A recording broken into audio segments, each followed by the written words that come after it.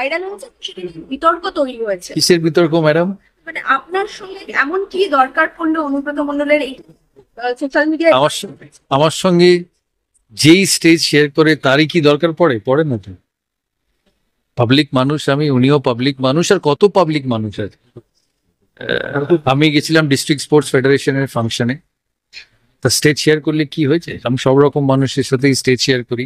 Actually অন্য লোকেরা তাদের পলিটিক্যাল হেট্রেডে আমাকে জড়িয়ে ফেলে। So I am not a political person. I can share the stays with anybody and I will. আমার কোনো দেওয়াও নেওয়াও নেই, পাওয়াও নেই।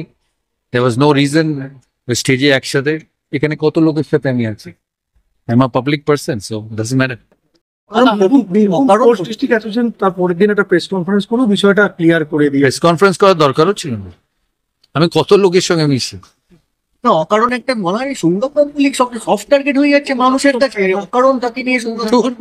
আমি বদরও করি না কি টার্গেট করলো, কিসের টার্গেট?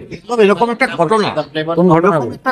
অন্য প্রশ্ন জিজ্ঞেস করো, এই প্রশ্নের উত্তর আমার কাছে নেই। ঘটনা এটাকে কি বলবে? এটা কি বাংলার সংস্কৃতি? আমার এইসব প্রশ্নের উত্তর নেই। তুমি হ্যাঁ খেলাধুলোর প্রশ্ন করলে আমি উত্তর দিতে পারি। আমি চাইবো তাদের চাকরি হোক, আর তাদের চাকরির ব্যবস্থাও হবে আমার মনে হয়। Thank you.